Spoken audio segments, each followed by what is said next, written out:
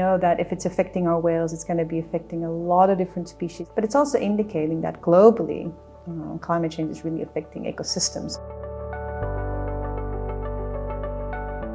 So with Whale Unit, we're very focused on baleen whale research, and our main focus obviously is on the 3 baleen whale species we have in South African waters, which is the southern right whales, the humpback whales, and the Bryde whales.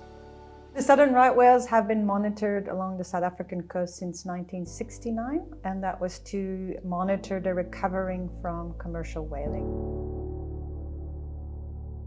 In terms of having population monitoring, in terms of population size and how the population is growing, what we use is called photo identification. So we obtain photographs from the callosity patterns on the right whales, and that is usually done by means of helicopter survey. So we use the helicopter to fly the coastline, and we take photos from every female that has a calf, and then we create what we call sighting histories of these females, and then you can see what their calving intervals is and how the population is doing.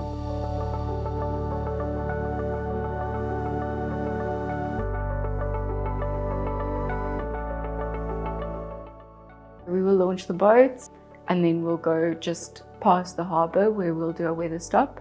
So it's important to take note of the weather conditions. We will look at the wind direction, swell, cloud cover, visibility, things like that. And then we will go off and in search of a whale. So things that we look for is blow.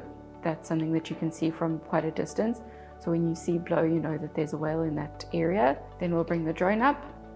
And after that, we generally take a biopsy sample. Once we have our sample, we put it on ice and then we move on to find the next group of whales. Baleen whales are often looked at as indicator species.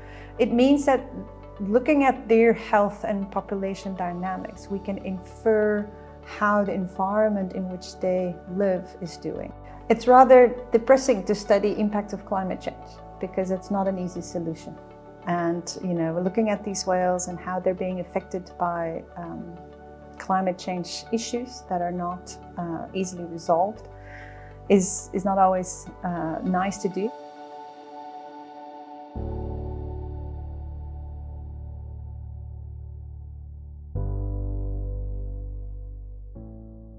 There are so many different reasons to care, and I think it's important that each of us goes to find our reason that will encourage us and motivate us to care, and then help us to do our small part to prevent climate change as best we can.